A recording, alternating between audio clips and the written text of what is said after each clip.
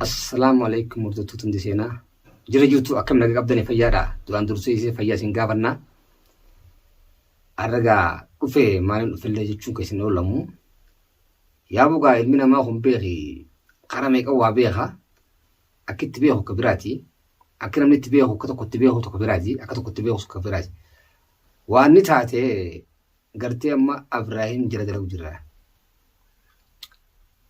Dacheetu bitti ergeetiin gartee anis gama kiyyaan gaheen boojuu jira.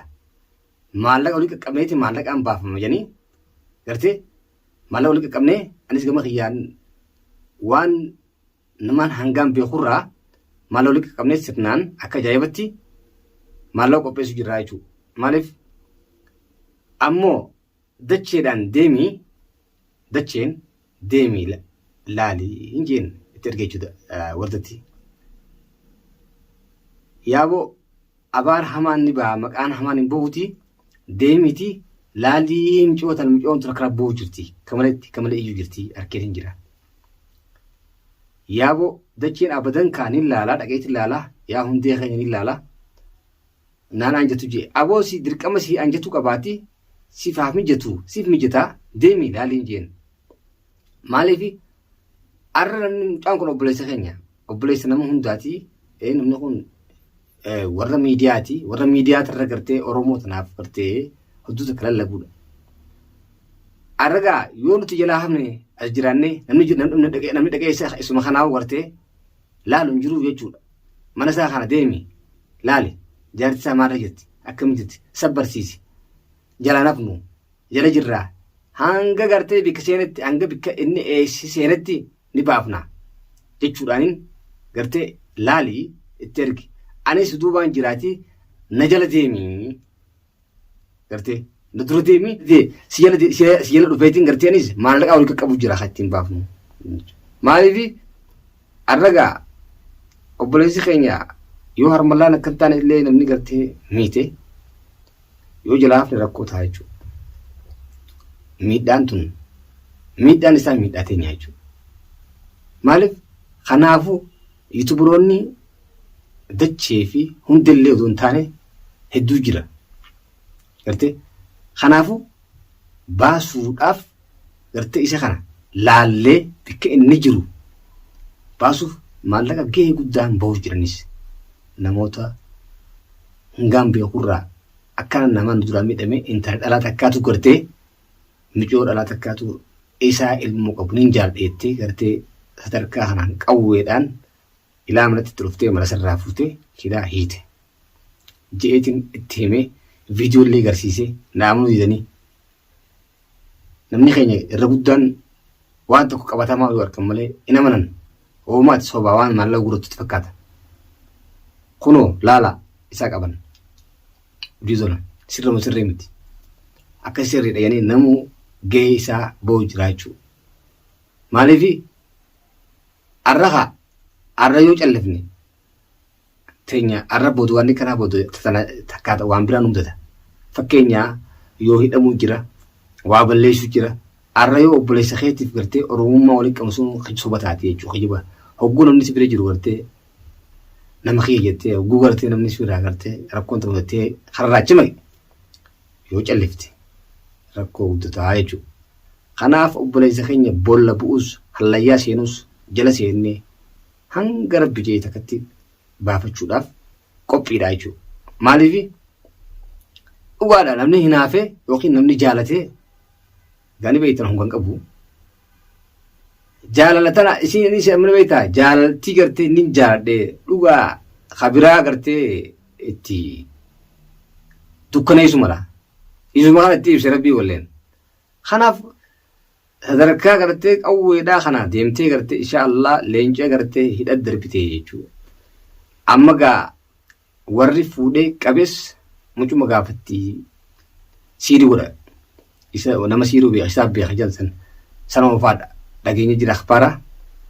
Kanaa wal qabsiisee immoo akhbaarri xuxusaan beekni baati gartee nama hanga feete namni yoo hin duune addunyaa irratti nuti magaalaa kana keessa akka jinnetti boollaa fi waan ni beenya jechuudha.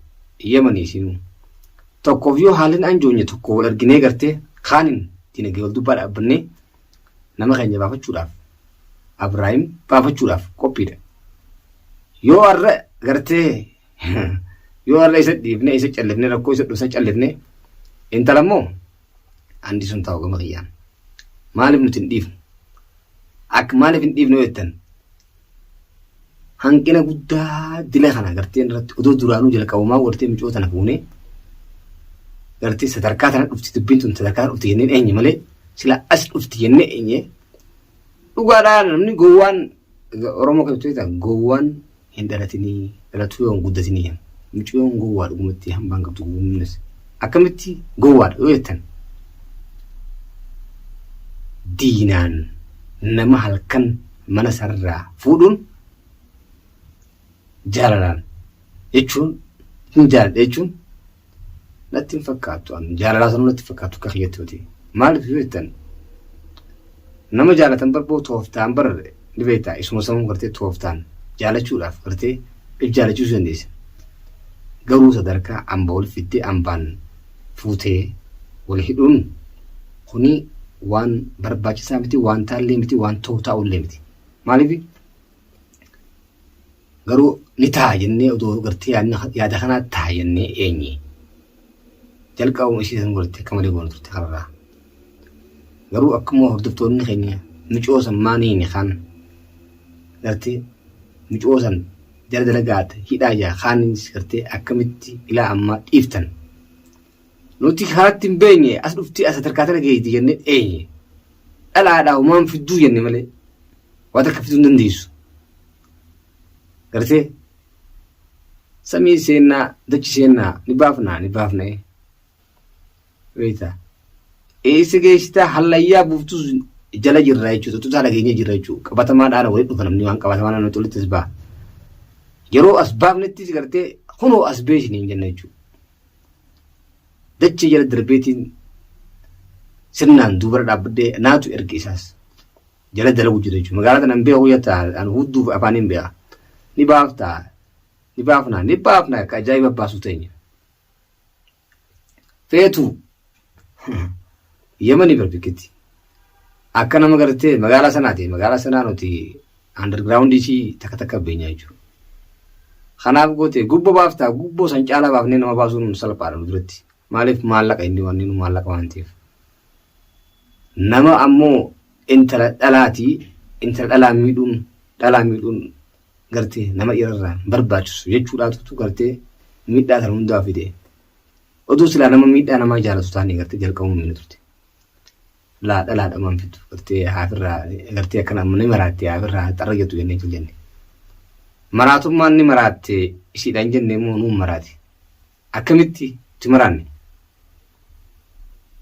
jalqabumaa ija dhugaatiin silaa gaffageeshinee dubbitaan sadarkaa tan dhufte jennee laallee arratu dhuftu chubochi gartee arra jaartii Abrahaam warda sibira jira jenneen watakkan waa hundaanuu sibira jirra waa takka yaadin bochus maan fidu dhiirtii bochee waa maan fidu dheengaddaa kun obboleessi yennetti arras obboleessaati nuti ciccinneerra hukkutamnee baasuudhaaf qophii takkallee shakkii takka qabnu jechuudha hadra gootaa gartee itti bilbilee hin kaaftu hin kaasin bilbilaas hin kaasin feetu eessa akka ta'e mana sisiitii jala dalagutti hin jira haan irraa ni baafattee jala dalagee baasuun kiyyaas shakkii takka qabu jechuudha anaan yuutuubarra hedduudha jechuudha akka nama nu jalaa bahuu godhatti takka bahuuf illee teessu haaftee bilbila dhaamsite jechuudha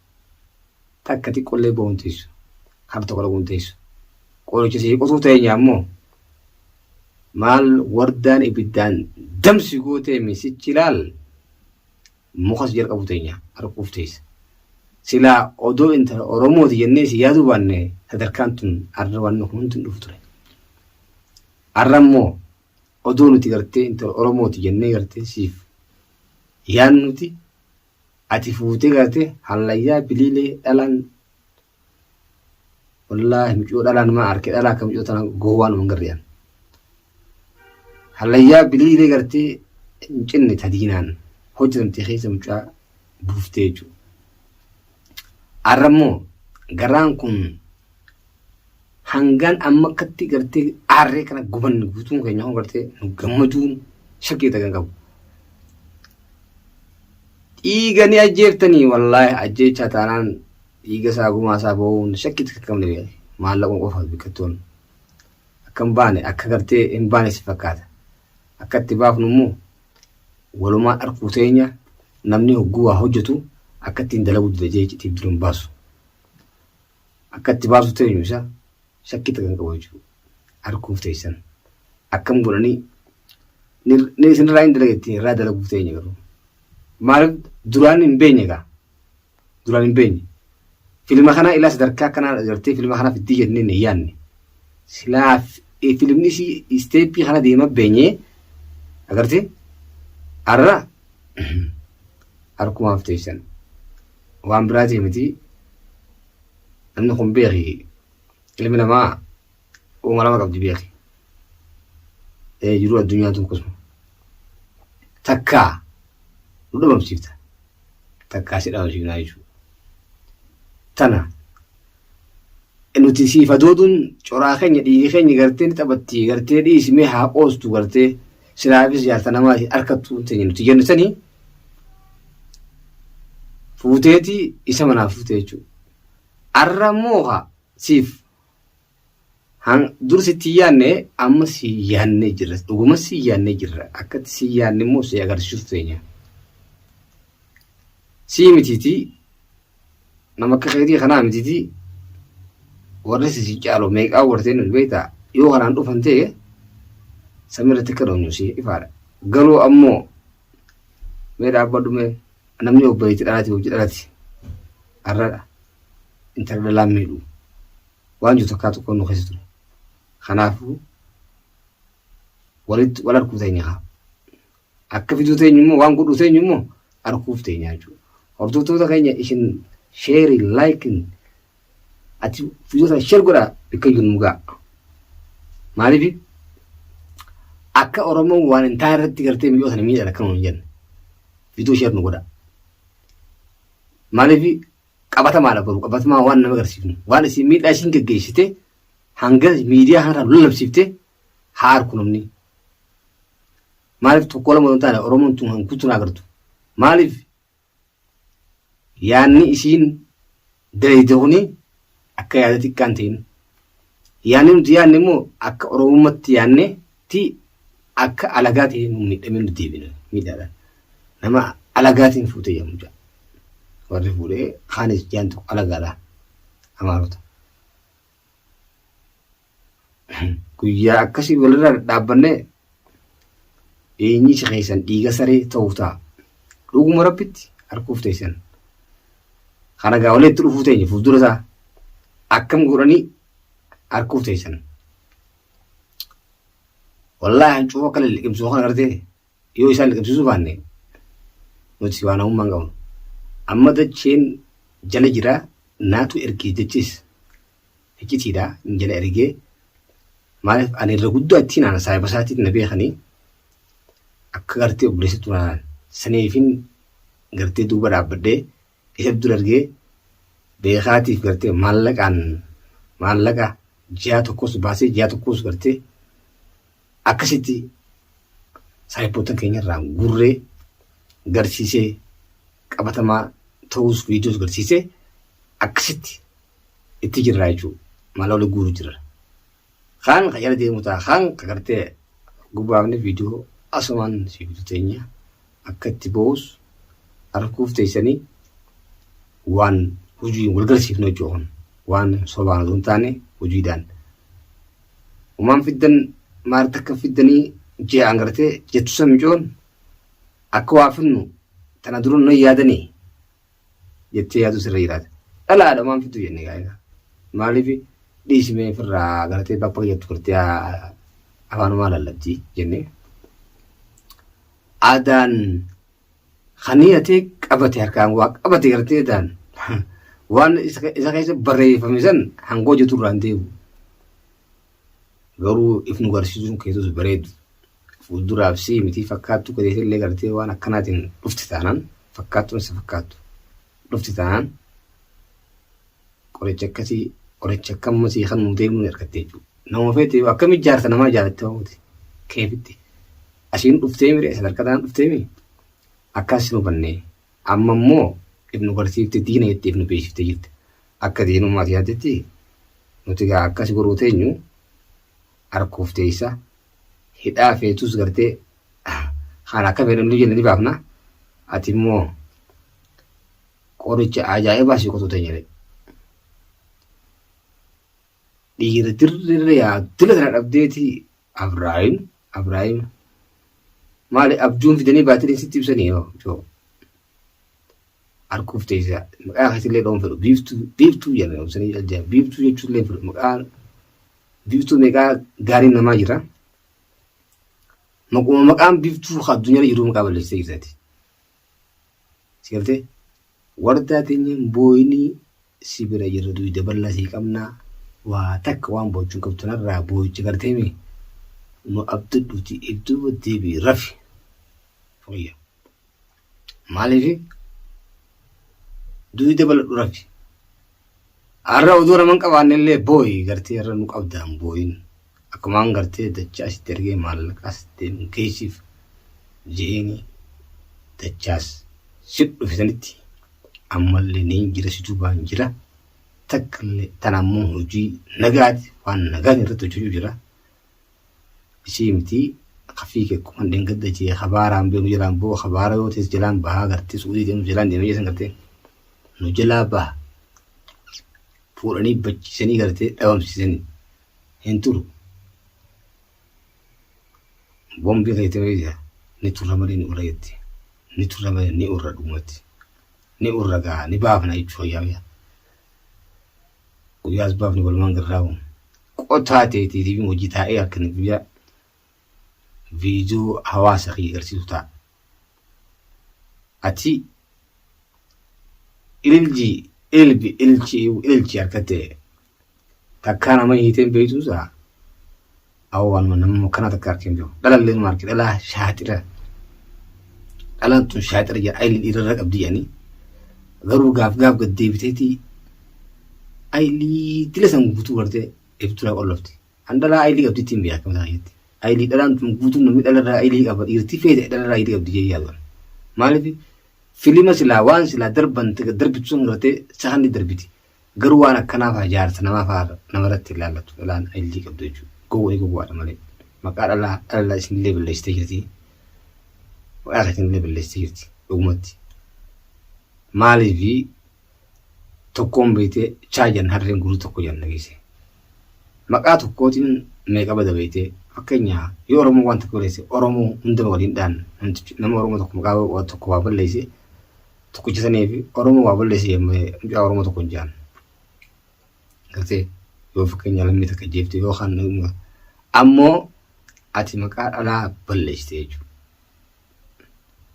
Dhalaan tun edda guddaan dhalaa hayyuudha. Yeroo haasoftu haasoo beektii hanga tokko hankii gartii badii waan gartee hin taane hojjetu waa xiqqoo. Irra guddaan ammoo shaaxiroota warra saayikiloojiin kutee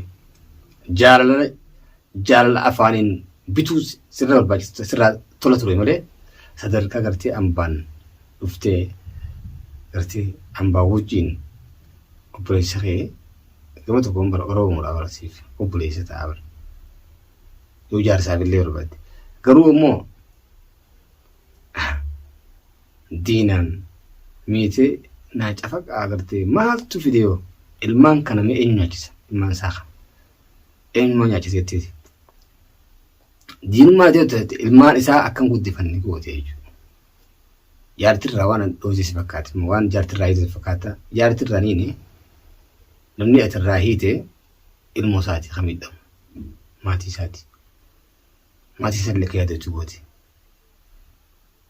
qawwee garsiiftee akka nama garatee qawwee takkaan qabatinitti garatee warra haraashii badoo akka keessan maal taatee maaltu maal ta'ee odoo hojii warra si jala hottee banee dhufee isallee miidhisan kana hubanni sichiif waardiyaa manaa keenya tana booda qophiidha meeshaa xiqqaa qabdu san gartee akkati fidde jala xiqqaa fidde san 90 qabdu san ta'inus tana booda qophii tokkicha gartee ulaa obanaa jee gartee akka gartee harkarratti gartee buufatee taa'uu goona jechuu isaa gorsitee bira deemna arkuuf teessa.